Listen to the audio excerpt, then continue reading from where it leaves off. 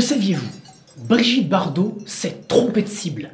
Oui, si sa campagne de désinformation sur l'abattage rituel, placardée dans les rues des grandes villes de France, est, disons-le, infâme et mensongère, elle est surtout inversée. Car c'est bien l'abattage classique qui, lui, pose problème. Ces dernières années, rappelons-le, les campagnes anti-abattage rituel ont focalisé l'opinion publique au point que les parlements européens soient régulièrement sollicités par des associations contre l'abattage rituel. L'objectif de ces campagnes est simple, il s'agit ni plus ni moins que d'interdire l'abattage rituel. En Suisse, en Suède, en Norvège, en Grèce, au Luxembourg, ainsi que dans 6 provinces d'Autriche, l'abattage rituel est interdit, pour une raison simple. Les législations européennes obligent les abattoirs à assommer l'animal avant de l'abattre. L'objectif étant, selon eux, de réduire sa souffrance. La halakha, la loi juive, interdisant cette pratique qui rend l'animal impropre à la consommation, la plupart des pays donnent une dérogation aux organismes juifs et leur permettent d'abattre la viande sans pratiquer l'étourdissement. Ces pays n'ont pas accordé de dérogation. La shrita y est donc complètement interdite. Les associations anti-abattage rituel sont parvenues à leur fin. En Italie, en Espagne, en Irlande, ainsi qu'en France, la shrita est autorisée, mais fait l'objet de campagnes répétées menées tambour battant avec à sa tête Brigitte Bardot, sans que la communauté juive ait réellement la possibilité de faire entendre leur point de vue. Malgré ces campagnes, il semble que l'opinion publique ne soit pas informée, car la réalité est tout autre que ce que veulent croire et faire croire les anti-abattages rituels. La désinformation règne en maître absolu sur ce domaine, à tel point que si nous pouvions officiellement faire toute la lumière sur cette affaire, nous serions, nous les juifs, fiers d'être aux côtés des associations de défense des animaux et accepter même l'étiquetage de la viande cachère, afin de proposer au public un produit qui répond au mieux aux normes de l'éthique et du respect de l'animal. Nous allons donc faire le point sur ce sujet en répondant à une question simple. La shrita, l'abattage rituel juif, est-elle une méthode cruelle d'abattage des animaux? Les bêtes souffrent-elles au moment de l'abattage? Avant de répondre à ces questions, rappelons que si la Torah permet à l'homme de consommer de la viande et donc de recourir à l'abattage de certains animaux, l'homme n'a pas le droit d'abuser de ce droit. Il n'a pas le droit d'ignorer les dégâts causés par une mauvaise utilisation des richesses industrielles.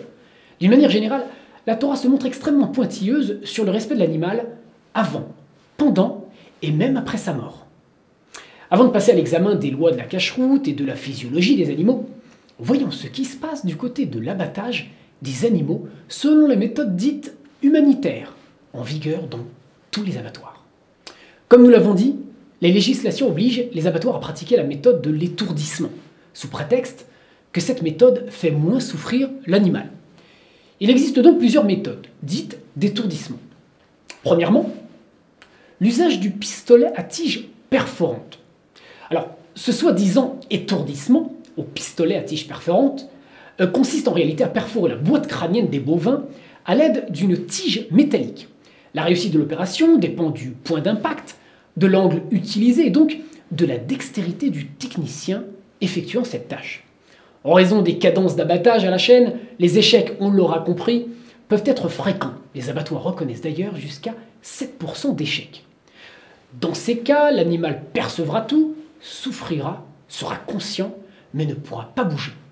Pour éviter les contractions de l'animal, contractions en général d'origine réflexe, dangereuses pour le personnel, on peut enfoncer un jonc, une aiguille, dans le canal rachidien, pour détruire les centres nerveux.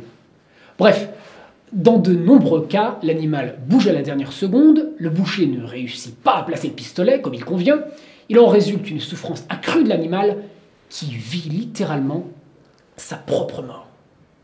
La deuxième méthode, c'est l'électroanesthésie. On inflige à l'animal un fort courant électrique. La méthode a déjà fait la preuve de sa barbarie puisque le temps d'application du courant est toujours insuffisant. Les conséquences, là aussi, sont désastreuses pour la souffrance de l'animal qui subit ce que l'on appelle une curarisation par l'électricité. Il apparaît inconscient, mais il ne l'est pas. Par ailleurs, ce traitement augmente le stress de l'animal, ce qui provoque un éclatement des vaisseaux sanguins. Figurez-vous qu'on évite cette méthode pour les animaux à viande blanche. Pour quelle raison? Pour éviter leur souffrance? Pour calmer leur stress? Non. Tout simplement parce que l'éclatement des vaisseaux sanguins provoque l'apparition de taches sanguines sur la viande, ce qui, vous l'aurez compris, rebute le consommateur. Enfin, et c'est le troisième procédé le plus connu, gazer ou assommer l'animal à coups de massue ou de pioche.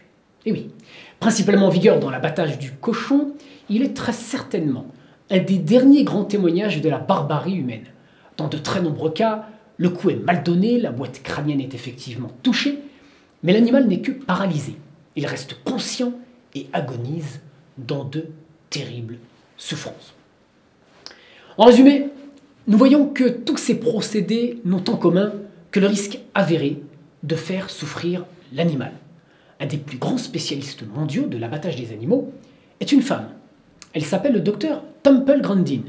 Elle est à l'origine de la mise au point de systèmes d'abattage qui réduisent considérablement la souffrance des animaux lors de l'abattage. Cela dit, elle salue l'ashrita comme étant le système qui fait le moins souffrir les animaux.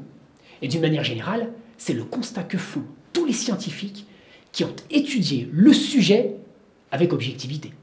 L'ashrita est un procédé sûr de ce point de vue, et ce point de vue fait l'unanimité chez tous les spécialistes qui ont étudié la question. La prochaine fois, nous verrons ce que nous cache l'ashrita et étudierons en détail ce qui peut garantir de manière si sûre que l'animal ne souffre pas dans un abattage rituel juif. Les mystères de l'ashrita, c'est dans votre prochain Le saviez-vous ?